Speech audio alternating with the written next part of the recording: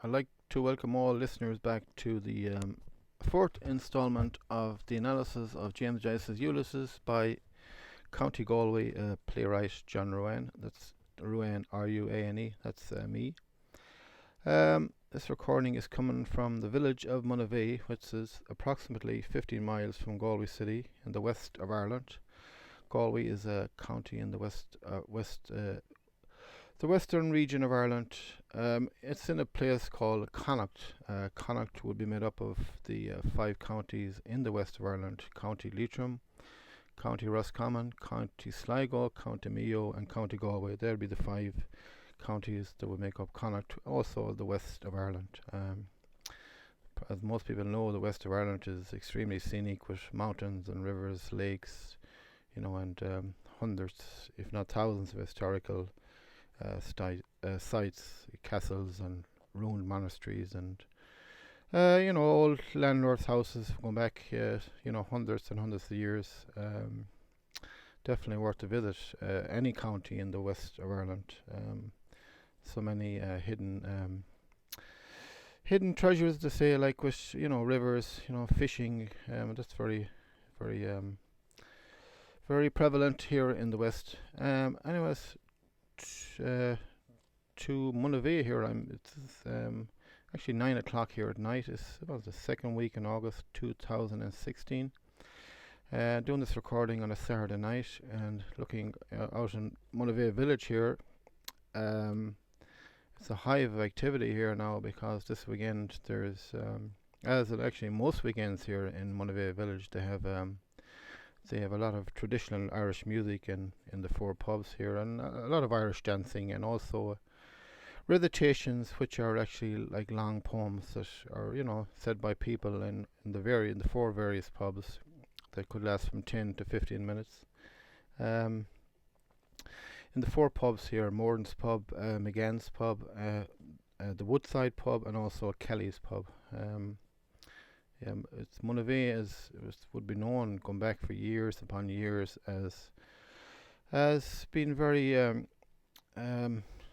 much into the old Irish arts, traditional Irish music. Also, they call it Céilí music, which, if anybody doesn't know what Céilí or traditional music is, it's basically music. A lot of tin whistles and fiddles and so on and so forth. Spoons and different instruments. And I'm not fully. There's loads of more instruments now that I am not sure of, but all these four pubs in Monavea would be big into traditional Irish music, and also Irish dancing is very big in Monavea, and as I said, recitations. It's steeped in the arts here in Monavea, really. So anyways, going back, starting off, we should be at to Ulysses. We should be at page 71. I've marked here. Hopefully we get through 5 to 6 pages at this sitting. As I said, this is a raw and uncut version, so you may hear coughs. Hopefully I'll cut them down to a minimum. It's not a major operation here, as such. And, I may take a drink of tea every now and again. So there may be pauses and things like that. So please forgive me for all that. So anyways, we finished off the last sitting. O God, our refuge and our strength. I just want to read the paragraph before that. He saw the priest bend down and kiss the altar, and then face about and bless all the people. All crossed themselves and stood up. Mr. Bloom glanced about him, and then stood up, looking over the risen hats. Stand up at the gospel, of course. Then all settled down on their knees again, and he sat quietly in his bench. The priest came down from the altar, holding the thing out from them, and he and the mass boy answered each other in Latin. Then the priest knelt down and began to read off a card. O God, our refuge and our strength. Yes, I think we finished exactly at that. So now I'm going to continue on. Mr. Bloom put his face forward to catch the words. Now, Mr. Bloom is sitting down here, I think, in this church. Mr. Bloom put his face forward to catch the words. English. So he's saying, okay, the language is English. Let me read a paragraph first. Throw them the bone. I remember slightly how long since your last mass, Gloria and Immaculate Virgin.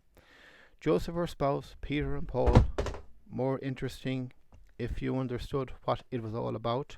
Wonderful organization, certainly. Goes like clockwork. Confession. Everyone wants to. Then I will tell you all. Penance. Punish me, please. Great weapon in their hands. More than doctor or solicitor. Women dying too. And this word is shish. S-H. S-C-H. It's like a word. Let me read on. And did you chat? And why did you look down at her ring to find an excuse? Whispering gallery walls have ears. Husband learned to his surprise. God's little joke. Then out she comes, repentant, skin deep, lovely shame. Pray at an altar. Hail Mary and Holy Mary. Flowers, incense, candles melting, hide her blushes. Salvation Army, blatant imitation. Reformed prosecutors will address the meeting. How I found the Lord. Square-headed chaps those must be in Rome. They work the whole show, and don't they rake in the money too? Bequests also to the PP. For the time being, in his absolute discretion, messes for the repose of my soul, to be said publicly with open doors, monasteries and convents. Okay, I'm going to stop there and just go back over that again. So Mr. Bloom put his face forward to catch the words English, which is, it's the English language. Throw them the bone. So now Leopold Bloom is thinking here, throw them the bone. I think most people know what throw them the bone means. Throw them the bone is, give them a, he's thinking about the priest in the Catholic Church in general. Just give them a little, I remember slightly. How long since your last mess? He's kind of thinking here about confession, I would say. Gloria and Immaculate Virgin, which is the Blessed Mother, he's thinking about. Joseph, her spouse, which is Mary's husband. Joseph, the father of Jesus. Peter and Paul, which are two of Jesus' apostles. More interesting if you understood what it was all about. Leopold Bloom is thinking this mess and all this will be more interesting if you understood what it was all about. Wonderful organization, certainly. So obviously he's thinking here about the Catholic Church. He's thinking wonderful organization, certainly. Goes like clockwork. Confession. Now, confession, for anybody that wouldn't know, confession in the Catholic faith would be, you go to confession, once a month, once every 6 months, whatever. If you have sins on your soul, you go to a priest into a confessional box and you tell the priest, and he would, give you what to call absolution, or, he would forgive your sins, and he would, tell you to say a few prayers or something like that, and then your sins would be forgiven. So confession, and your sins are confessed, basically, and this all happens in a confessional box, which is usually in a church. Now, everyone wants to. Now, Leopold Bloom is thinking here. Everyone wants to. Everybody wants to confess their sins. Basically, this is what he's thinking. Then I will tell you all. Penance. Now, penance is, the priest will give you penance at the end of confession, for your sins. If you have 1, 2, or 10 sins, depending, I think, on the amount of sins, some more prayers. If you say a few prayers, that's your penance, like a punishment, kind of. Then he's saying, punish me, please. Great weapon in their hands. Now, this is what he's thinking about the priest. They have a great weapon in their hands, more than doctor or solicitor. Women dying to. He's more or less thinking women are dying to confess. And this is a word here all joined together. S-C-H. And I think what this means is, and I and she'd be like whisper. The woman would be whispering in the confessional box. And did you cha. He's probably thinking about what the priest might be replying to a woman in a confessional box, kind of. And why did you? This is what he's thinking may happen in this confession box. And why did you commit that sin, kind of? Look down at her ring to find an excuse. Now, what he means by that, I think, is Leopold Bloom is thinking all this, that the woman would look down her ring to find an excuse, more of saying, well, I'm married, so this is the reason I committed that sin. Humor from Joyce again. Whispering galleries have ears. Husband learned husband learned to his surprise that his wife had sinned, I think. God's little joke. Then out she comes, there's the woman. Repentance, skin deep, lovely shame. Pray at an altar, Hail Mary and Holy Mary. This would be the penance. She pray a Hail Mary and a Holy Mary, which are two prayers in the Catholic faith. Flowers, incense. This is things in the church. Candles melting. See that in the church all the time. Hide her blushes. That's great imagery from Joyce. Hide her blushes. She'd be blushing because, the sin she committed, more or less that's what he's thinking. Salvation Army, blatant imitation. Reformed prostitute will address the meeting. This is what he's thinking. Reformed prostitute will address the meeting. How I found the Lord. He's thinking all this. How I found the Lord. Square-headed chaps, they must be in Rome. Square-headed chaps, they must be in Rome. Meaning the Pope and the Cardinals, I would say. They work the whole show. That's what he's thinking. And don't they rake in the money too? More or less saying, they rake in the money, they get a lot of money. Bequests also. People bequest them money and so on, when they die. To the PP. PP is short for parish priest. To the parish priest. For the time being in his absolute discretion. Messes for the repose of my soul to be said publicly will open doors. This is what he's thinking. This is what people might, say in the will when they die. Monasteries and convents, monasteries in the Catholic Church, convents. Now he's thinking the priest in the Fermanagh will case in the witness box. No browbeating him. So there was obviously some case. A court case where a priest from the County Fermanagh, which is I think up in the north of Ireland, County Fermanagh, a priest in the Fermanagh case, the priest in the Fermanagh will case. So there was a priest in County Fermanagh in a court case, a will concerning someone that died, and the willed, and he was in the witness box. No browbeating him. There'll be no browbeating him. No, getting him to kind of, change his mind as such. He's not going to be intimidated. He had his answer pat. This priest had his answer down pat, basically, for everything. Liberty and exaltation of our Holy Mother, the Church, which is the Catholic Church. The doctors of the Church, they mapped out the whole theology of it. Now this is the thing, the doctors of the Catholic Church will be some of the revered saints. I'm not sure of all the doctors. There'll be high up saints in the Catholic Church, and he's saying the doctors of the Church, they mapped out the whole theology of it.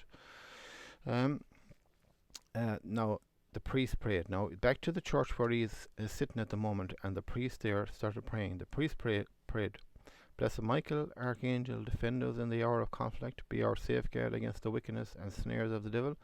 May God restrain him, we humbly pray, and do thou, our Prince of the heavenly host, by the power of God, thrust Satan down to hell, and with him those other wicked spirits who wander through the world for the ruin of souls.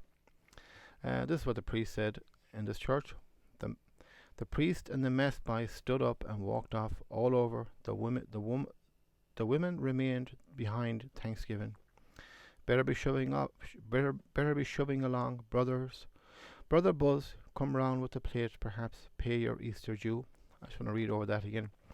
So the priest said that prayer, the Blessed Michael the Archangel prayer, which is a very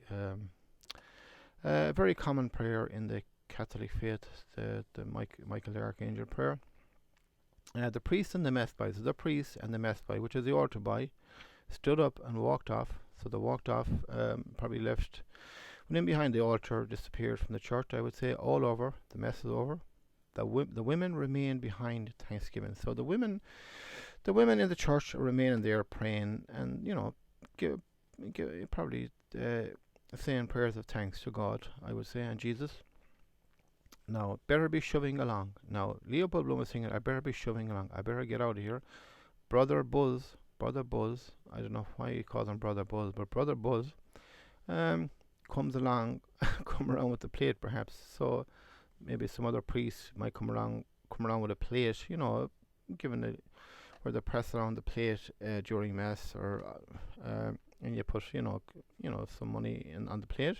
Come along with the plate, perhaps pay your Easter due, or pay your Easter duty. Pay your Easter duty. Different times of year in the Catholic faith, parishioners, pay like Easter dues, which they give a bit extra money at Easter and at Christmas time. That means pay your Easter duty. There's different. I think there's 3 or 4 different types a year. You would give a little bit more than your usual contribution on a Sunday. Easter dues, Christmas dues. I think that's what that means. Reading on, he stood up. Hello, were those 2 buttons of my waistcoat open all the time? Women enjoy it, and I'd if you don't. Why don't you tell me before? Never tell you, but we. Excuse, miss, there's just a bit fluff. Are there skirts behind? Placket unhooked, glimpses of the moon. Still like you better untidy. Good job it wasn't further south. He passed discreetly buttoning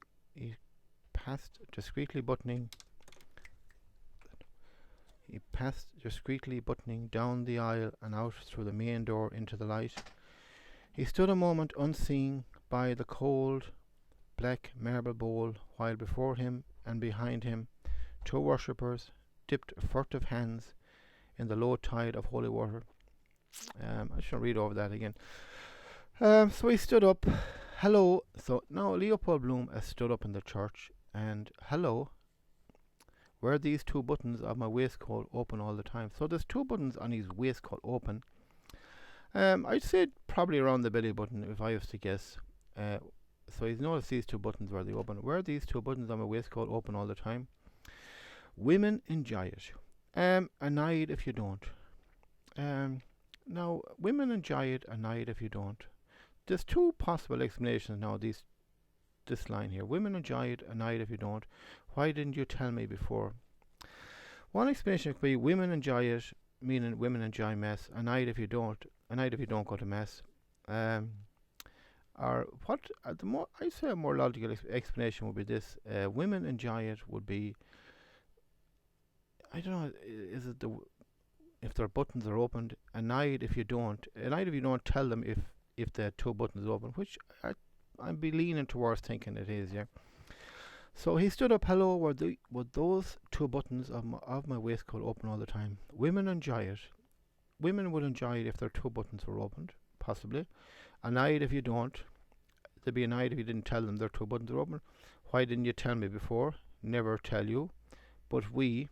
Excuse, miss, there's a WH whish, just a whish, fluff. Are there skirt behind? Plasket unhooked. Or if they're skirt behind, if there's a plasket unhooked, glimpses of the moon, which is would be the women's bottom, I would say. That's what he's referring to there. Glimpses of the moon. Still like you better untidy. I think what he's saying here is women still like you better if you're untidy. Good job it wasn't further south. Now he's thinking about his 2 buttons that were open on his waistcoat, and he said he's thinking good job it wasn't further south, which would be further south on himself. Think about it, listeners. He passed discreetly, buttoning his 2 buttons down the aisle and out through the main door into the light. So he passed discreetly, buttoning down the aisle and out through the main door into the light. So he seems to have left the church, or maybe just in the vestibule outside. He stood a moment unseen by the cold black marble bowl, while before him and behind him 2 worshippers dipped furtive hands in the low tide of holy water. So this cold black marble bowl is obviously like a large holy water font where there would be holy water there. Holy water would be water just blessed by a priest, and it would be, powerful, kind of against, spirits and all that, demons and whatnot. He stood a moment unseen by the cold black marble bowl, while before him and behind him 2 worshippers dipped furtive hands in the low tide of holy water. Over holy water, priests say, a lot of prayers, and it's powerful stuff. Holy waters, they say. Trams a care of Prescott's dye works, a widow in her weeds. Notice because I am in mourning myself. He covered himself. How goes the time? Quarter past. Time enough yet. Better get that lotion made up. Where is this? Ah, yes, the last time. Sweeney's in Lincoln Place. Chemists rarely move. Their green and gold beacon jars too heavy to stir. Hamilton Longs, founded in the year of the flood. Huguenot churchyard near there, visit someday. So reading over that again. Where in the hell was I at all? Okay. Trams, a care. So he's outside now. I'd say outside the church. Trams. So he sees trams. Whatever they are. Cares and or whatever trams were in them times. Trams, a care of pressworks, dye works. So this is what he sees in the distance. A widow in her weeds. So he sees a woman in her weeds, in her garden, weeding her garden. You see a widow, and the reason he knows she's a widow because she's dressed in black. So, care of Prescott's dye works. You see the widow in her weeds, a widow woman dressed in black, weeding her garden. Notice, he's thinking, I noticed that because I'm in mourning myself. He's also dressed in black. That's what he's thinking. He covered himself. Not sure about that. He covered himself. Maybe put on his coat, possibly. How goes the time? Now, quarter past, so it's a quarter past, whatever. Time enough yet before the funeral. This is what he's thinking. Better get that lotion made up. So, some kind of a lotion he needs to get made up. Where is this? He's going to get it made up. Yes, the last time. Yes, the last time he got this lotion made up, yes, was in Sweeney's in Lincoln Place. Chemists rarely move. Now, a chemist, in Ireland, they're called chemists. I know in America, they're not called chemists. In America, they're called drugstores. Just 1 second now. In Ireland, they're called chemists. In America, they're called drugstores. I think in English, they're called either chemists or pharmacies. Other countries, I'm not sure about, but definitely in America, they're called drugstores. I know that from my spending, living for 15 years in America, in New York. 15 very happy years I had over there. Love the weather and the people over there. My wife, as I said before, is American from New York City. Yes, I love America. So chemists rarely move. Actually, when I went to America first, I seen a sign saying drugstore, and I was thinking drugstore. And my wife informed me it was a drugstore in America is a chemist, we call here, or a pharmacy. As chemists rarely move. They're green and gold beacon jars too heavy to stir. So there'll be big jars in these chemists. Hamilton Longs. That's the name of a chemist, a pharmacy. Hamilton Longs, founded in the year of the flood. So it's been around a long time. Huguenot churchyard near there. Visit someday. Now, Huguenot, I think Huguenots are some kind of a religious, they're some kind of a, would it be a branch of like a Protestant religion or something like that? So Huguenot churchyard near there. So there's a churchyard belong to that religion there, near there. Visit someday. Now he's thinking I must visit that someday. Reading on, he walked southward along Westland Row, but the recipe is in the other trousers. Oh, and I forgot the latchkey too. Bore this funeral affair. Oh well, poor fellow, it wasn't his fault. Where was it I got it made up last? Wait, I changed the sovereign. I remember. First of the month it must have been, or the second. Oh, he can look it up in the prescriptions book. So, reading, just going through that now. He walked southward along Westland Row, but the recipe is in the other trousers. So, he's going to get some kind of a recipe, maybe not, well, recipe made up here, some kind of a concoction in this chemist pharmacy place, and there's a special recipe for it, and but the recipe is in the other trousers, so the exact recipe is in his other trousers. And then he's thinking, oh, and I forgot that latch key too. So he forgot the key to his house too. This is what he's thinking. Bore this funeral affair. So now he's kind of cursing this funeral. Bore this funeral affair. And then he thinks, oh well, poor fellow, it's not his fault. It's not his fault, he died. When was it I got it made up last? Now this is the concoction recipe he's thinking. When was it I got it made up last?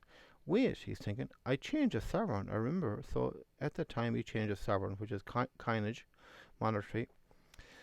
First of the month it must have been, or the second. So he's thinking, was it the first of the month, or was it the second? Or he can look it up in the prescriptions book. So now he's thinking, the owner of this chemist, pharmacy, drugstore, or whatnot, can look it up in the prescriptions book. The chemist turned back page after page, sandy, shriveled smell he seems to have, shrunken skull and old, quest for the philosopher's stone, the alchemist, drugs aid you after mental excitement, lethargy. Then, why reaction, a lifetime and a night, gradually changes your character, living all the day among herbs, ointments, disinfectants, all his alabaster lily pots, mortar and pestle, des fall la te verre, smell almost cure you like the dentist doorbell, Dr. Whack. He ought to psych himself a bit, electry or emulsion. The first fellow that picked an herb to cure himself had a bit of pluck. Simples, want to be careful, enough stuff here to chloroform you. Test turns blue, lipless paper red, chloroform, overdose of laudanum, sleeping draughts, love, pilates, paragoric, poppy syrup, bed for cough, clogs the pores, or the plunge. Poisons the only cures, remedy where you'll least expect it, clever of nature. Now that paragraph there, it doesn't seem like much, but there is so much contained in that paragraph. It's just unbelievable when I explain it. So now he's in the chemist, the pharmacy. He's in the chemist, and the chemist turned back page after page. So this chemist is looking. Chemist meaning is the owner of this chemist, whatever. So he's turning back page after page. He's looking through this prescriptions book. Sandy shriveled smell he seems to have. Now Leopold Bloom is thinking, this chemist, this person has a sandy shriveled smell he seems to have. He's shrunken skull. He's old. He's also got a shrunken skull and old. This is what Leopold Bloom is thinking about this. This is an old, he's a shrunken skull and he's old. And now he's singing, quest for the philosopher's stone. This is Joyce's humor again. Quest for the philosopher's stone. The alchemist. And then he's thinking, drugs aid you after mental excitement. Isn't that, it's so true, is nowadays people know all about that, but remember back in them times, Joyce knew that as well. Drugs aid you after mental excitement, lethargy, then, you get tired. Why? Reaction, a lifetime in a night. You see, a lifetime in a night. So anybody on drugs, it's just a lifetime in a night. Gradually changes your character. Drugs and all that. Living all the day, now he's thinking about the chemist. Living all the day among herbs, ointments, disinfectants. Now he's thinking about this person. He lives all day among herbs, ointments, and disinfectants. All his alabaster lily pots, mortar and pestle. These are all things you would see in a chemist, pharmacy, whatever. They're even hard to pronounce. Smell almost cure you like the dentist doorbell. Now he's thinking, the smell in here would almost cure you like the dentist doorbell. Now, if you wanted to go to a dentist, and once you hear the dentist doorbell, you'd be cured. You'd be so frightened, basically. And this is what he's insinuating here. Smell almost cure like the dentist doorbell. Dr. Whack. I think what he's more or less saying there is Dr. Quack, this is what he's thinking. He ought to psych himself a bit. Electorary of emulsion. An emulsion is a made up liquid that resembles like a milk, kind of a milk An emulsion, it's, what is it? Wait, let me get the exact thing here now. An emulsion. Uh, well, let me go into that word. Look, Turry. It's a pasty mass comprised of it's something you make in a medicine. Emulsion is usually in powder form. It's a liquid preparation or the colour and consistency of milk. That's what that is. The first fellow that, and now he's thinking, the first fellow that picked a herb to cure himself had a bit of pluck. Pluck had a bit of pluck. Pluck is another is a word here. What it really means in Ireland is he had a bit of guts. The first fellow that picked an herb to cure himself had a bit of guts because the herb, it could have killed him. Simples. Want to be careful. And then he thinks, enough stuff here to chloroform you. He doesn't be thinking about this chemist. There's enough stuff in here that would chloroform you. Chloroform is a colourless, watery liquid used chiefly in medicine. This is the explanation I have in front of me here, I know. Enough stuff here to chloroform you. Test turns blue liptus paper red. Now, visualize or think about if you ever done chemistry. That's just, I'm sure most people who went to school would have done these tests. Blue liptus paper red. This is what he's thinking. Chloroform. Overdose of laudanum. Now, laudanum is a tincture of opium, a preparation of which opium is the chief ingredient. That's what that is. Sleeping draughts. There's all kind of medicines in this chemist. Love pilates, I don't know what that is. Paragot, poppy syrup, bed for coughs. He's thinking all this. He's looking around him in this chemist, and this is what he sees. Clogs the pores of the plunge. This is what he's thinking about all these things.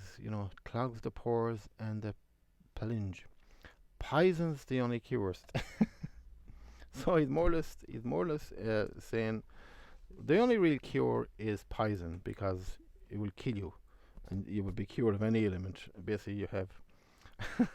Poison is the only cure.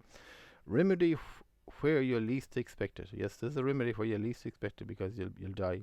Clever of nature. Good one, James. About a fortnight ago, sir. Yes, Mr. Bloom said. He waited by the counter inhaling the keen reek of drugs, the dusty, dry smell of sponges and loofahs. A lot of time taking up telling your aches and pains, sweet almond oil and tincture of benzoin. Mr. Bloom said, and then orange flower water. It certainly did make her skin so delicate, white like wax. And white wax also, he said. Now, just going over that again. So now the chemist has answered Mr. Bloom. He said, about a fortnight ago, sir. Is this when you got this mixture before? And Mr. Bloom has replied, yes, Mr. Bloom said. Now, he waited by the counter inhaling. Now, this is Joyce the writer, has entered again. He waited by the counter, Leopold Bloom waited by the counter, inhaling the keen reek of drugs, the dusty, dry smell of sponges and loofahs. A lot of time taking up telling your aches. Now, so the smells, and you can nearly smell these smells from the chemist, in Joyce's writing here. He waited by the counter, inhaling the keen reek of drugs, the dusty, dry smell of sponges and loofahs. I mean, Joyce practically puts you right there in a chemist or a pharmacy. A lot of time taking up telling you. Now, Leopold Bloom has started to think here again, I think. A lot of time taken up telling your aches and pains. Now he's thinking about the chemist, the person that works here, or owns this pharmacy. He must spend a lot of time taking up, telling about aches and pains. Sweet almond oil and tincture of benzoin, Mr. Bloom said. So now he's asked this person, also give me sweet almond oil and tincture of benzoin, Mr. Bloom said, and also give me orange flower water. And now he's thinking, it certainly did make her skin so delicate, white like wax. So this is some kind of a concoction, I would say, for his wife, Molly Bloom, that she makes for I don't know what reason yet, but it certainly didn't make her skin so delicate, white like wax. It's something for her skin, like it wouldn't be makeup, but something along them lines to rejuvenate her skin, or something along them lines, like a face mask. Who knows? And white wax also, he said. No, Leopold Bloom has asked for, and give me white wax also, he said. Now reading on. Brings out the darkness of her eyes, looking at me, the sheet up to her eyes. Spanish. Smelling herself when I was fixing the links in my cuffs. Those homely recipes are often the best. Strawberries for the teeth, nettles and rainwater. Oatmeal, they say, steeped in buttermilk. Skin food. One of the old Queen's sons, Duke of Albany was it, had only one skin. Leopold, yes. 3 we have. Warts, bunions and pimples to make it worse.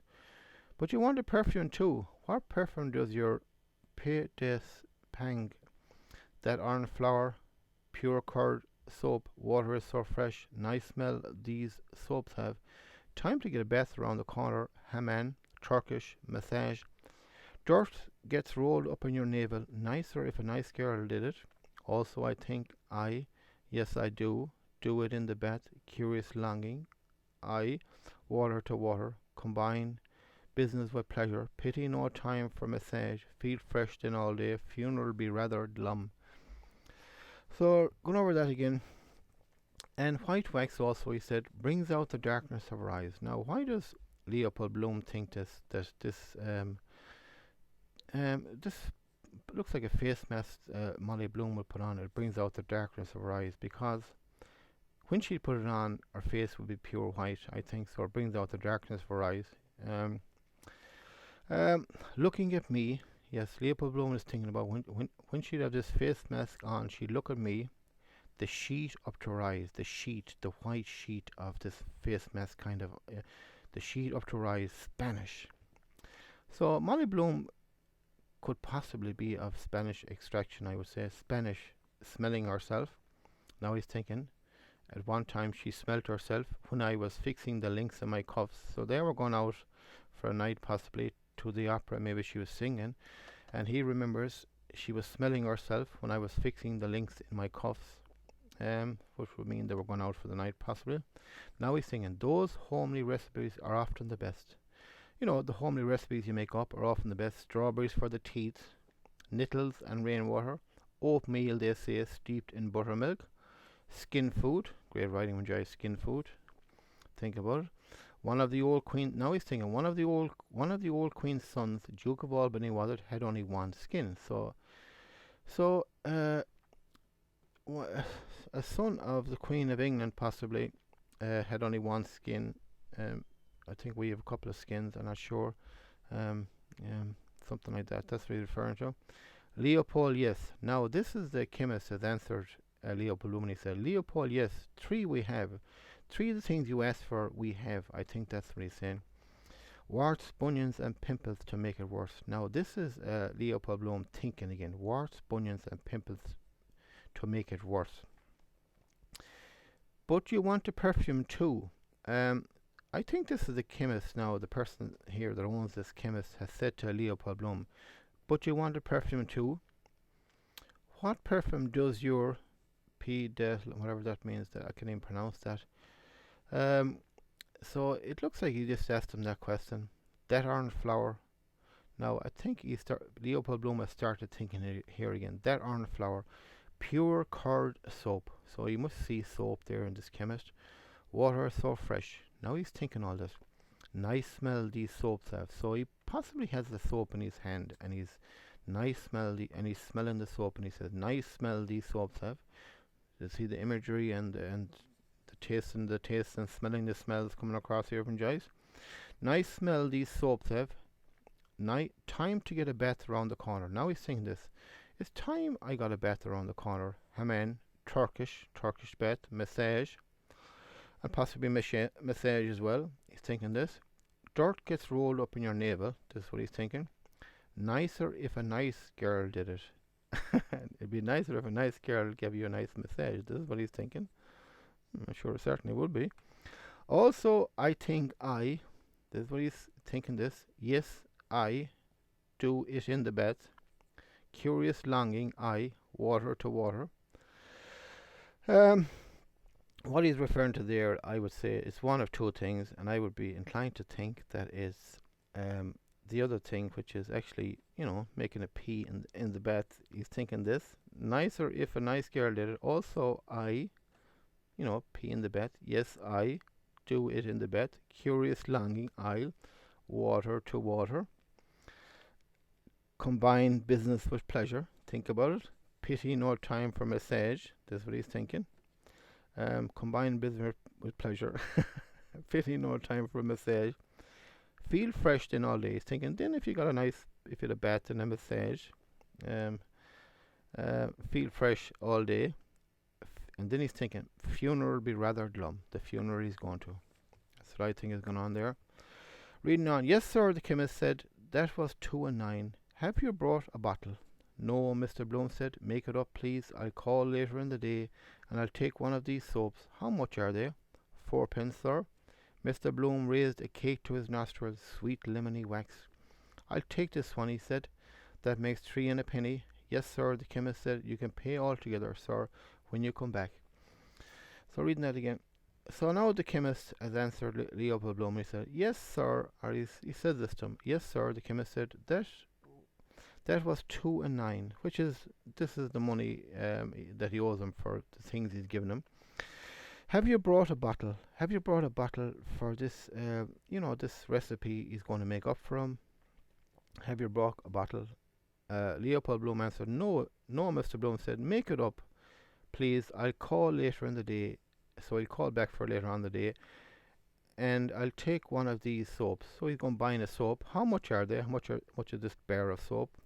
4 pence, sir. This is what he answers. Mr. Bloom raised a cake to his nostrils. So great writing from Joyce. He raised the cake. He raised the bar of soap to his nostrils. He's reminded, it's like a cake. Sweet lemony wax. You can nearly smell that. This great writing from Joyce. Next line. I'll take this one, he said. Which is the soap. That makes 3 and a penny. This is the money he owes him. Yes, sir, the chemist said. You can pay all together, sir, when you come back. When you come back later on. Good, Mr. Bloom said. He strolled out of the shop, the newspaper battened under his armpit, the cool wrapped soap in his left hand. At his armpit, Bantam Lyons' voice and hand said, hello, Bloom, what's the best news? Is that today? Show us a minute. Shaved off his moustache again. By Jove, long, cold upper lip. To look younger, he does look balmy, younger than I am. Bantam Lyons, yellow, black nailed fingers unrolled the baton, once awash too. Take off the rough dirt. Good morning. Have you used Pear's soap? Dandruff on his shoulders, scalp once oiling. So reading that again there now. Good, Mr. Bloom said, answering the chemist. So he strolled out of the shop, the newspaper battened under his armpit, which is a rolled up newspaper, the cool wrapped soap in his left hand. So this is the soap in his left hand. At his armpit, someone has come up behind him, a person called Bantam Lyons' voice and hands said, hello, Bloom. What's the best news? Is that today's? Show us a minute, which is a newspaper. Is that today's newspaper? Show us a minute. Now Leopold Bloom is thinking, shaved off his moustache again. So Leopold Bloom is thinking, this Bantam Lyons has shaved off his moustache. By Jove, long, cold upper lip. And he is shaved it off to look younger. He does look balmy, younger than I am. That's what Leopold Bloom is thinking. Bantam Lyons' yellow, black nailed fingers unrolled the baton, unrolled the newspaper, and great image from Joyce. Yellow, black nailed fingers unrolled the baton, unrolled the newspaper. Leopold Bloom is thinking, wants a wash toe. He wants a wash toe. He needs a wash. Take off the rough dirt. And he's thinking this, but he didn't say it. Thinking this. Good morning. Have you used Pear's soap? Dandruff on his shoulders, scalp neat once oiling. So he would like to say to him, good morning, have you used Pear's soap? Well, they had Pear's soap back then. Pear's soap was a long time on the go, no doubt. Good morning, have you used Pear's soap? Dandruff on his shoulders. This is on Bantam Lyons' shoulders. Scalp needs once oiling. So his hair is all oily. This was going on here. uh, reading on. I want to see about that French horse that's running today, Bantam Lion said. Where the bugger is it? He rustled the pleated pages, jerking his chin on his high collar. Barber's itch, tight collar, he'll lose his hair. Better leave him the paper and get shut of him. You can keep it, Mr. Bloom said. Ascot, Gold Cup, wait, Bantam Lions muttered. Half a mo, maximum the second. I was just going to throw it away, Mr. Bloom said. Bantam Lions raised his eye suddenly and leered wickedly. What's that? His sharp voice said. I say you can keep it, Mr. Bloom answered. I was going to throw it away that moment. Bantam Lions doubled an instant, leering, then thrust the outspread sheets back on Mr. Bloom's arms. I'll risk it, he said. Here, thanks. So I'll go back over that again.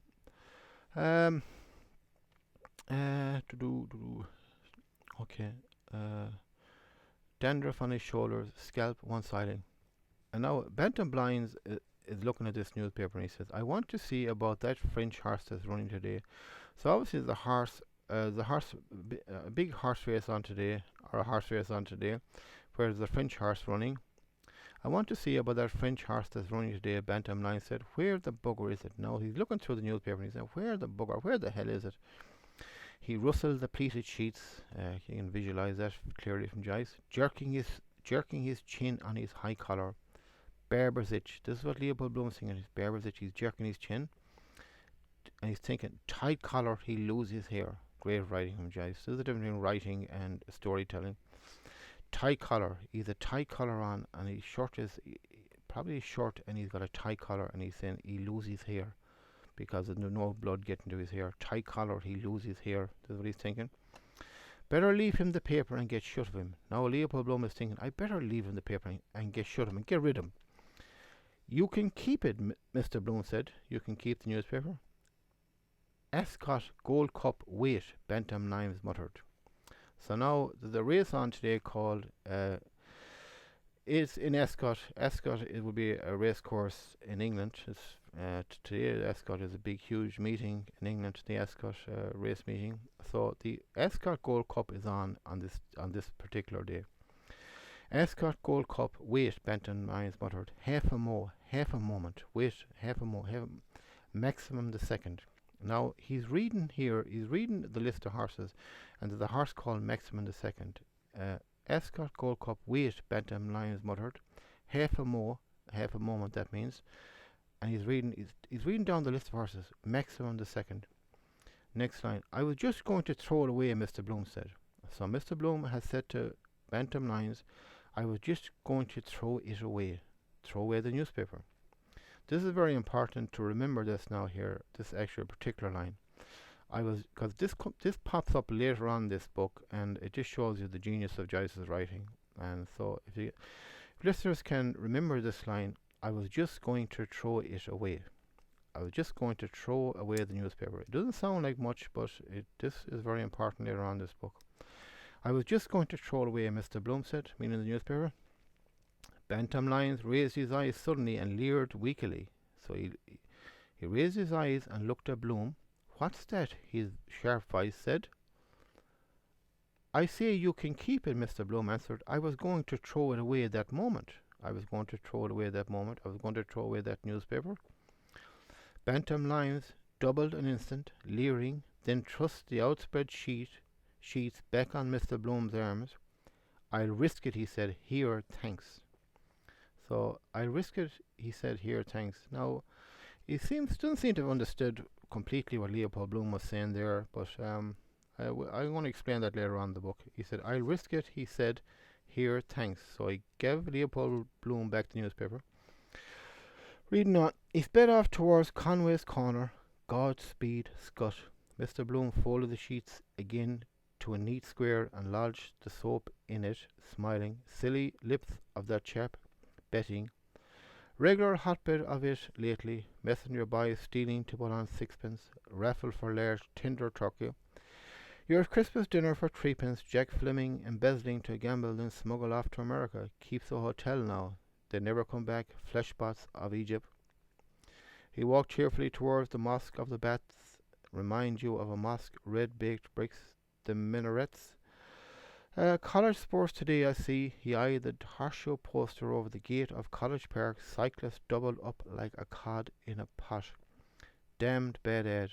Now, if they had made it round like a wheel, then the spokes, sports, and the hub, big college, something to catch the eye. Reading over that again.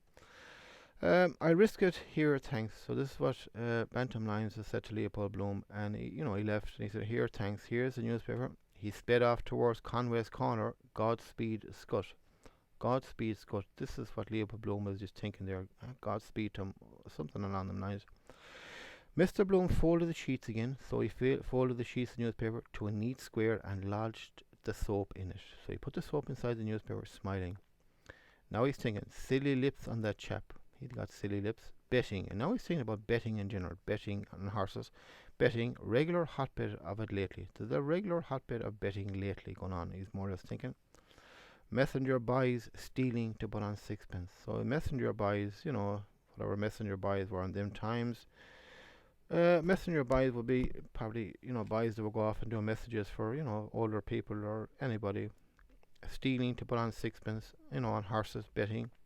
And now he's thinking a raffle for large tender turkeys. Yeah, there's raffles for large turkeys. Your Christmas dinner for 3p. If you won the turkey, it would only cost you 3p. That would be the price of a ticket. Jack Fleming. Now he's thinking about a person called Jack Fleming.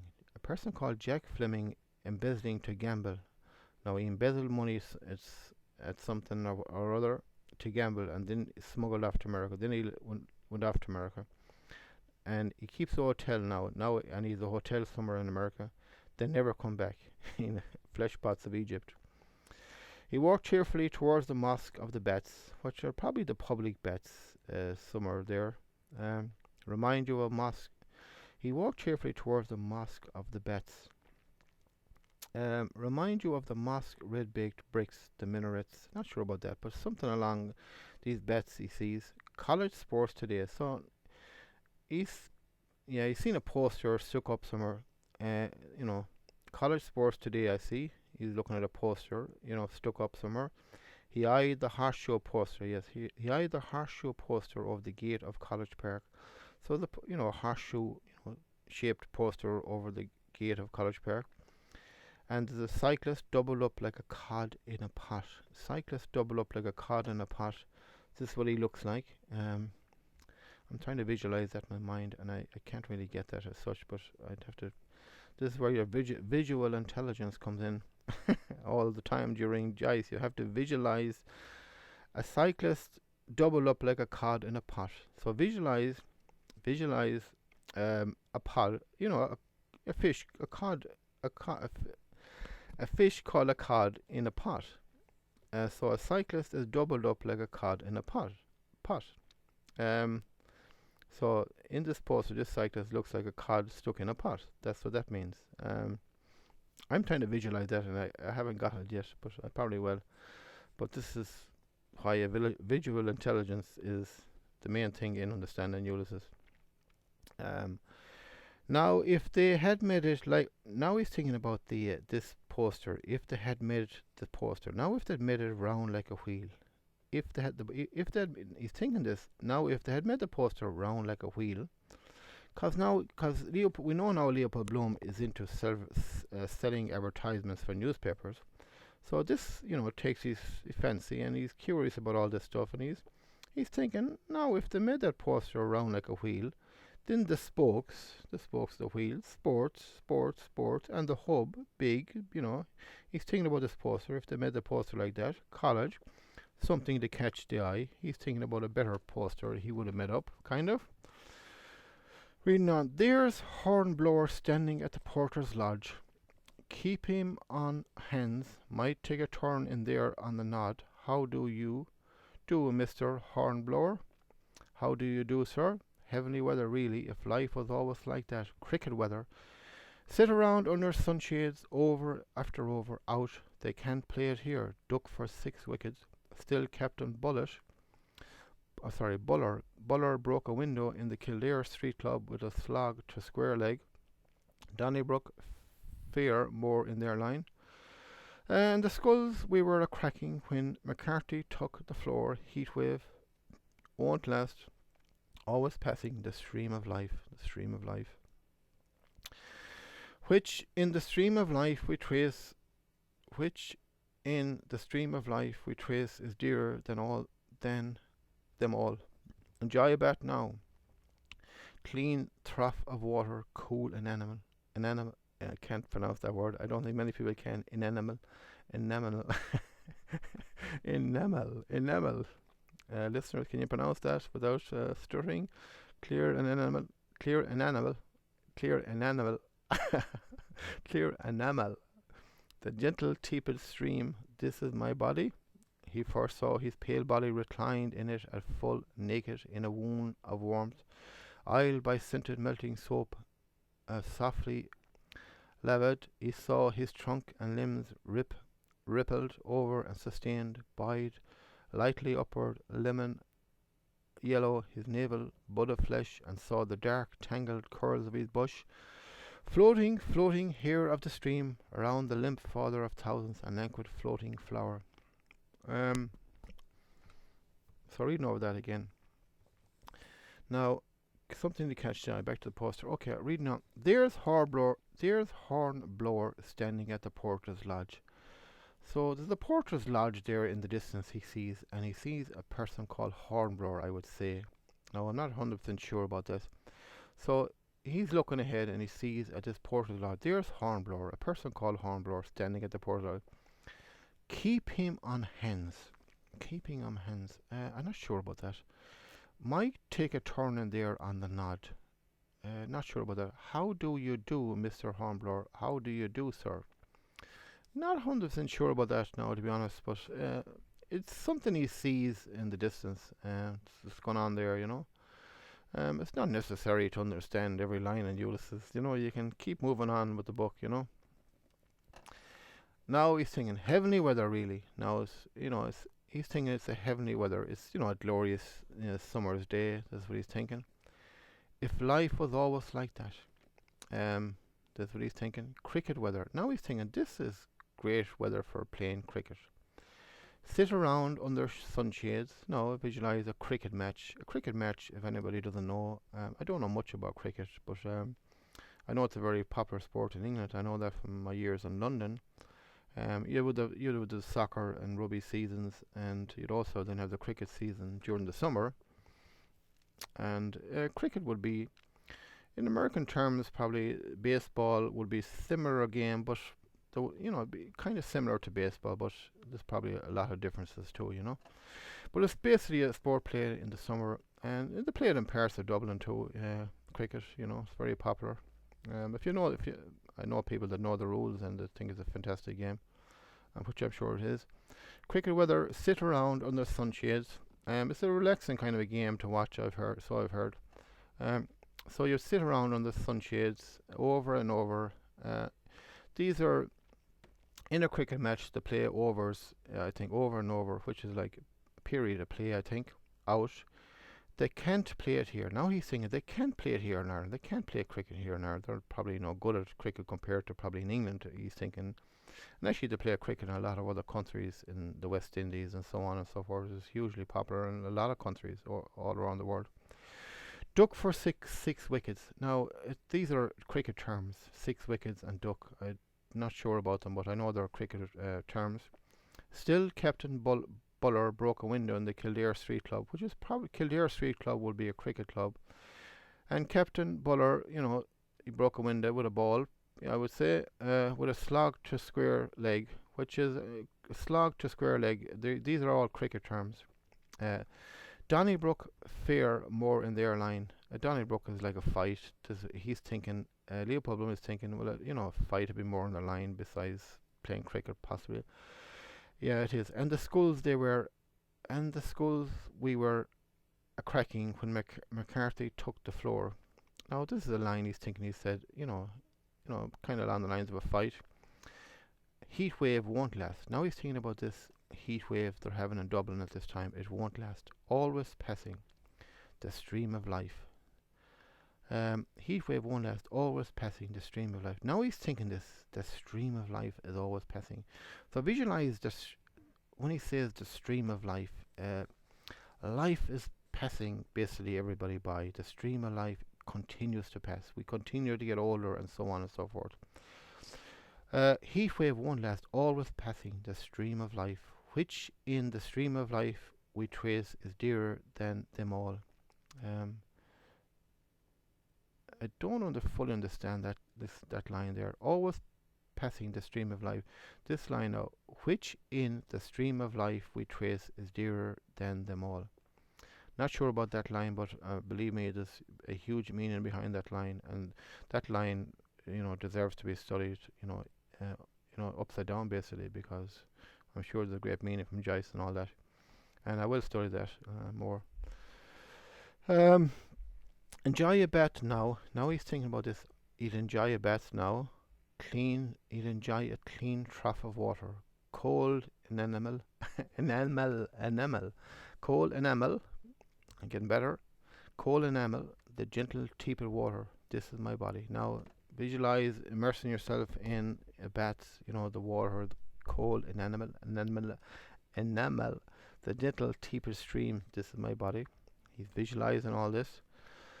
He foresaw, so now he's thinking in his mind, if he was having a bath, he foresaw his pale body reclined in it at full, naked, in a womb of warmth. That's great writing, guys. In a womb of warmth, the warm water, aisled by scented melting soap, softly lathered. He saw his trunk and limbs. Rippled over and sustained. He's probably visualizing himself, kind of going up and down in the bath, I would say, and sustained by it lightly upward. If you lift yourself up in the bath and the water was underneath you, this is what he's kind of visualizing, I'd say. Lemon yellow, which is the soap, probably. His navel, bud of flesh. That's great writing from Joyce. Bud of flesh. Your navel is like a bud of flesh, isn't it? And saw the dark tangled cords of his bush. I will not even try and explain what that is about. And saw the dark tangled cords of his bush floating here of the stream around the limp father of thousands, and languid floating flower. Now that's homework for listeners to figure out what he's talking about there. And saw the dark tangled curls of his bush floating here of the stream around the limp father of thousands, a languid floating flower. But it's very visual from Joyce, a bit too visual actually. But I think most people will be able to figure out what that is about. But it's just great writing from Joyce. It's fantastic writing. So now that paragraph is finished. That chapter. So we are into a new chapter. I'll continue on now for another page and a half, possibly. Merton Cunningham first poked his silk-hatted head into the creaking carriage, and entering deftly seated himself. Mr. Power stepped in after him, curving his head with care.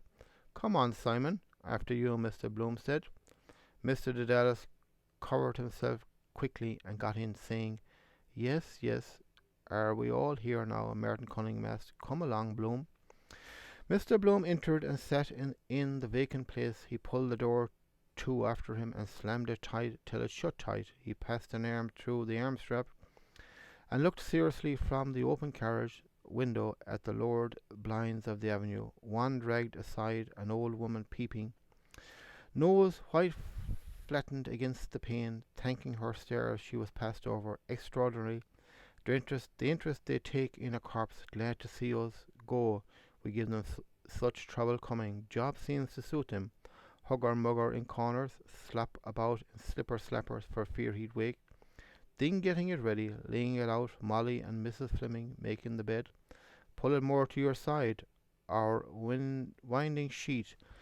Never know who will touch you dead. Wash and shampoo. So, just 1 second now, a minute.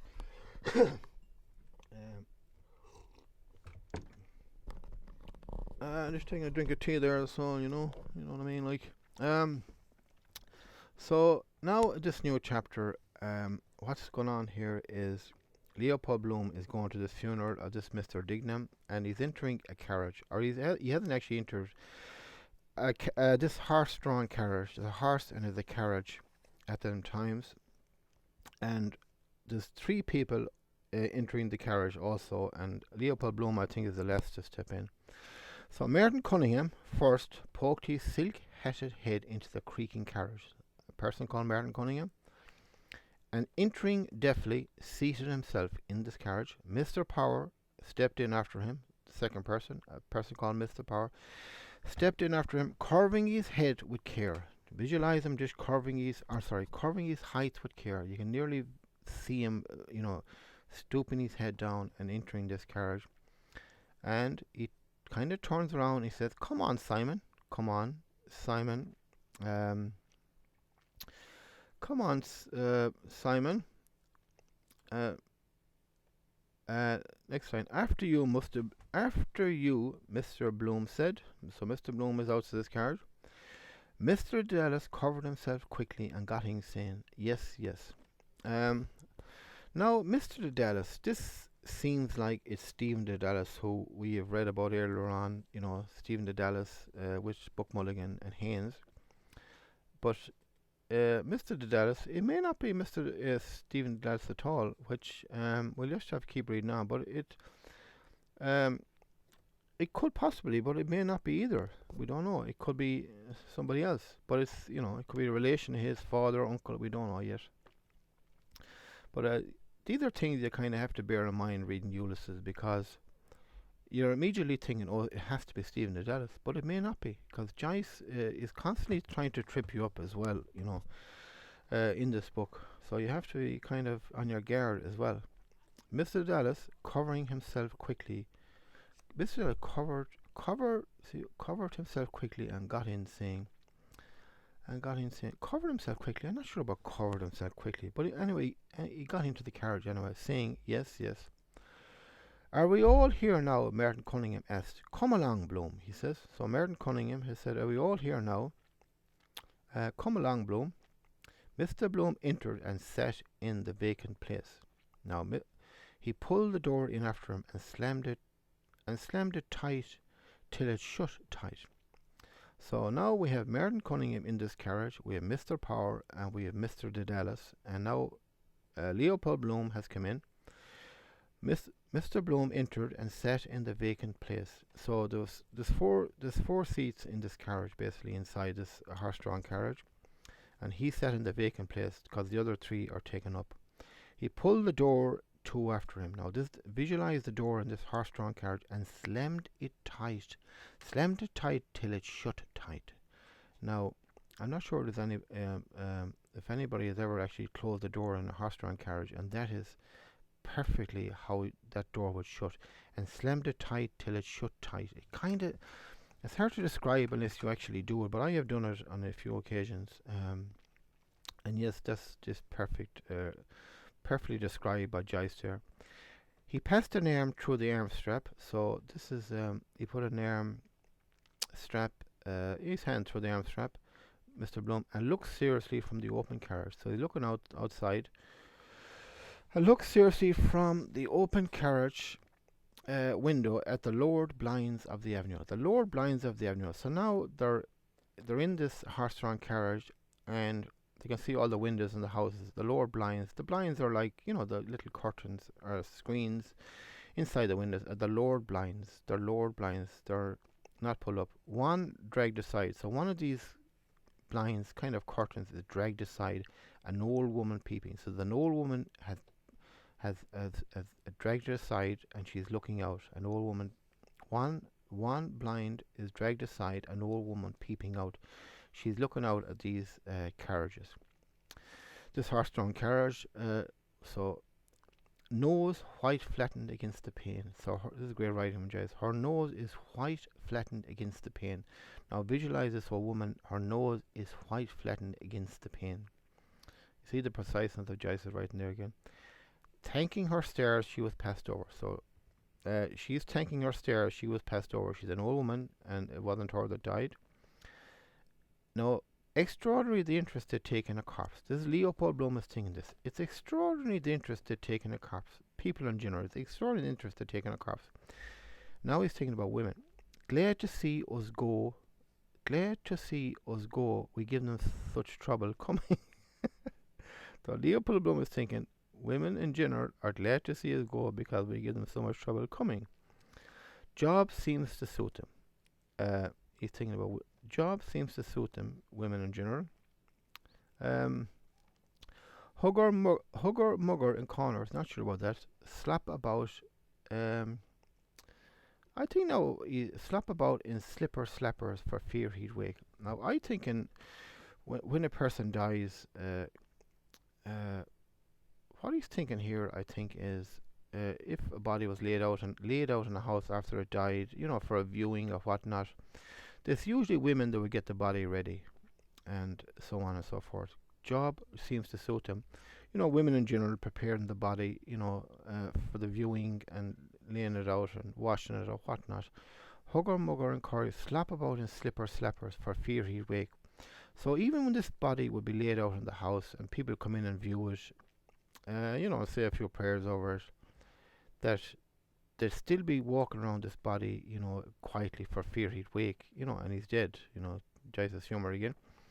Then getting it ready, yes, here we are. Then getting it ready, laying out the body for people to come in and view it at the house, like in a wake here, very common in Ireland. A wake, people come in, person dies, usually could be laid out, and in a church or sometimes in the house. I'd say at that time, the bodies, a lot of them would have been laid out in the house.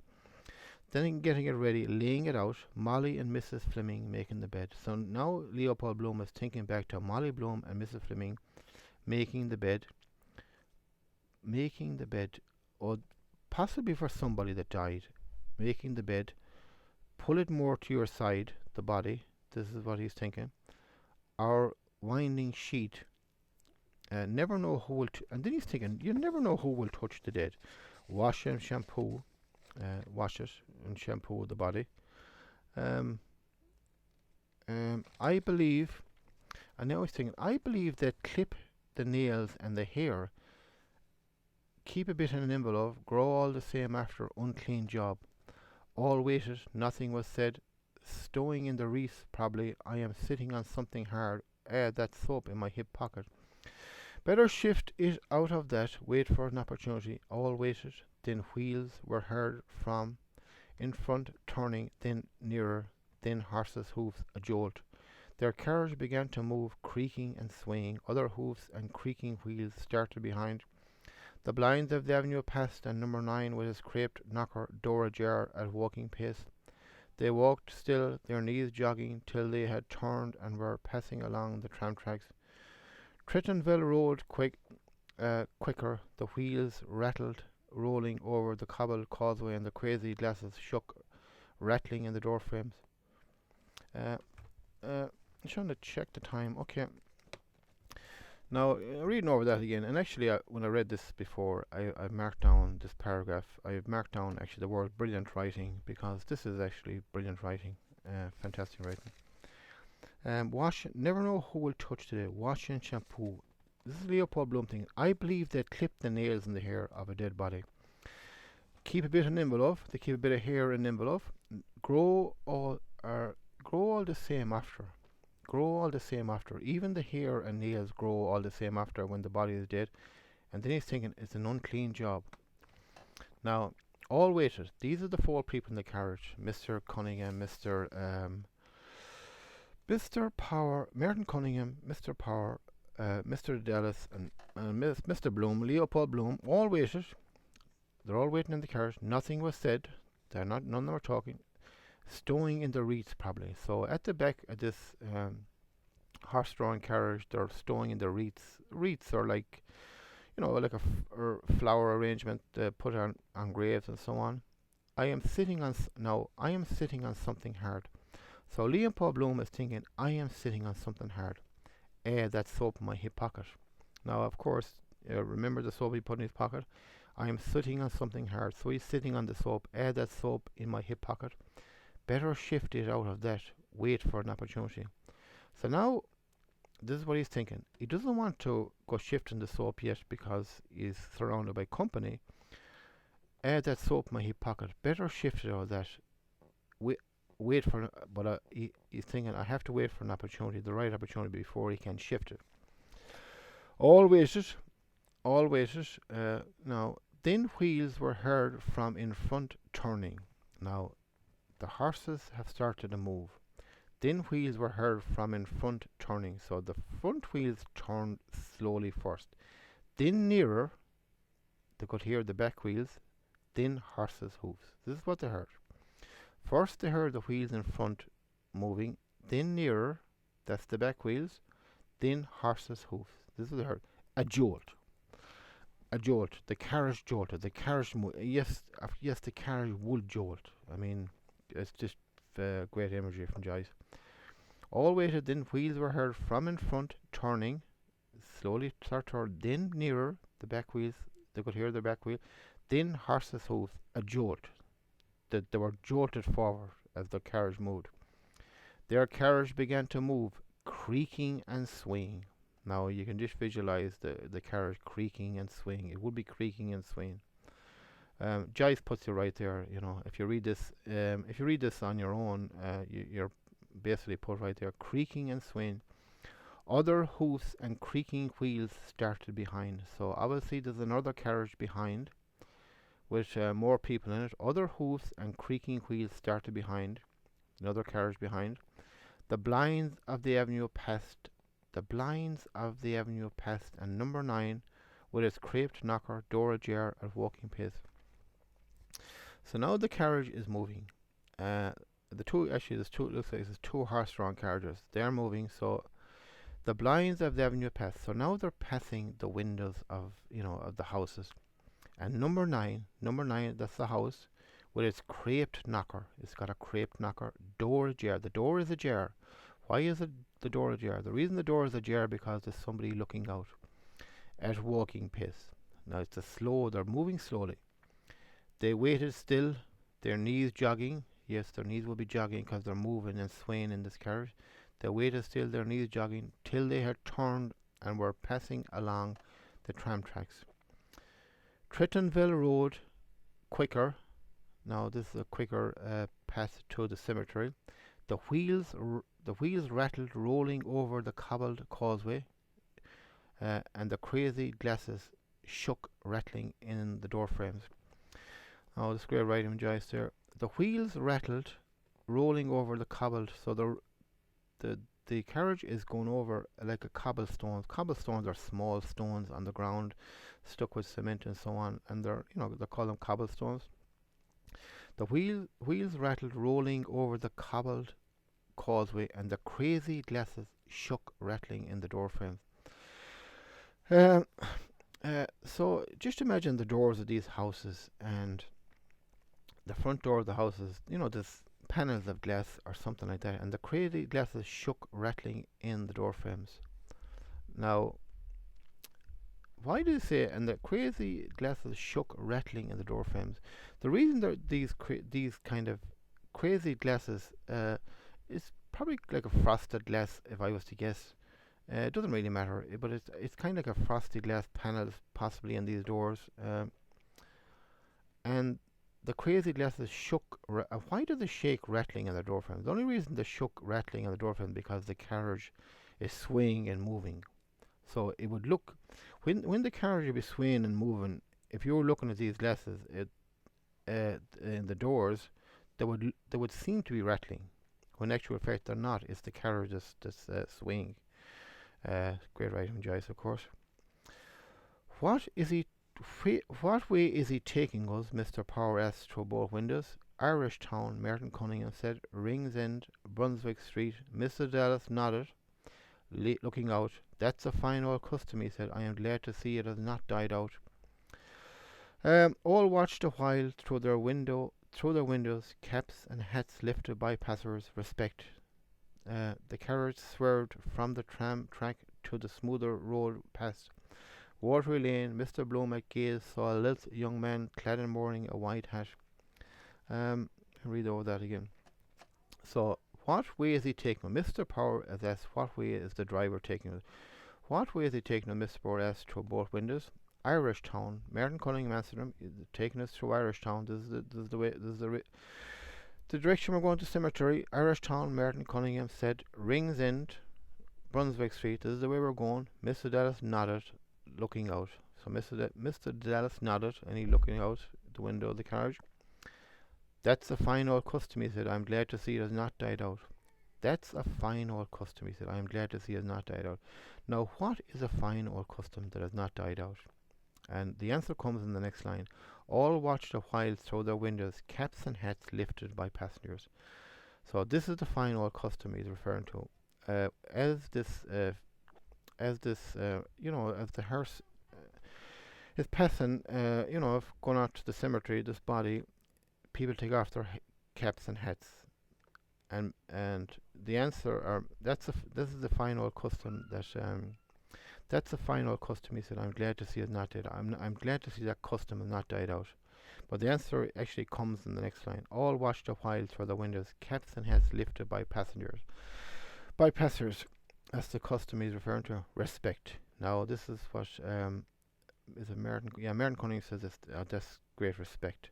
The carriage swerved from the tram track to the smoother road past Watery Lane. So it's past the tram track to like a smoother road. Watery Lane, this is the direction they're going. Mr. Bloom at gaze saw a little young man clad in mourning, a white hat. I'm going to stop right there because I'm up to kind of my time limit. And we're going to leave it now. That's the first installment of the, the first section of the fourth installment, if I'm correct. And we're up here to page 76. In this whole installment, I hope to get up to like page 100 in this whole installment, probably 5 sections. This is the first section. And just before I go and sign off from the village of Monivea here, where I'm looking out the window here now, I see loads and loads of cars outside all the pubs here. And it's going to be a lively night in Monivea. The weekend here is very lively in Monivea. Every weekend is lively in Monivea here.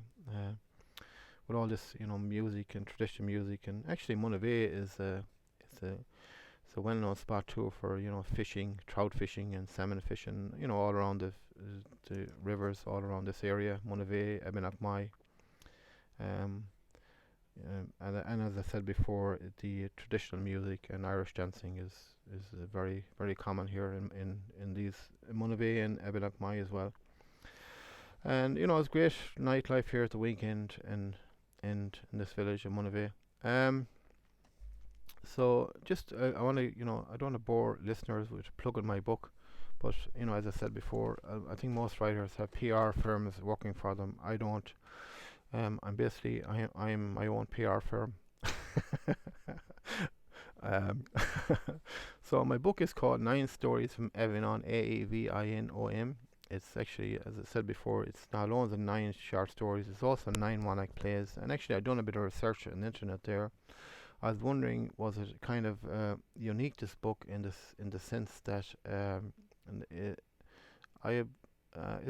it unique in the sense that all 9 short stories are flipped successfully into 9 one-act plays, using every dialogue from the book, with no word added or taken off. That every word of dialogue you see in the book is actually is going to be used on stage. So that's why each short story is over 95% dialogue. So each story contains a lot of dialogue. It has to be that way because there are also 9 one-act plays, and I've done some research on the internet. I don't see any other book that has ever been written where all short stories are actually 9 one-act plays as well. So if you purchase that book, you could be purchasing a unique book as such. Pretty good PR person, am I? But it's unique in that sense that it's not only is it 9 short stories, it's also 9 one-act plays with every word of dialogue that you will read in these books. These are the words that will be used on stage. So it's unique. It's certainly unique, that book, in that sense. So it's definitely well worth purchasing, I think. And I think the stories are entertaining enough. And also, if people could spread the word about that book, 9 Stories from Avinon, I really appreciate that. And it would, it would allow me to continue doing this James Joyce analysis of Ulysses, and also equally important to do the analysis of the of Emily Dickinson's poems, which I think a lot of her poems are totally misunderstood, as I've stated many times. And I hope to give my opinion on her poems as well, in the future. And I would like to thank all listeners for coming on this journey, and I really appreciate your company. And I will say goodbye and sláinte, which is a Gaelic Irish word. That means, I think, goodbye. Thank you.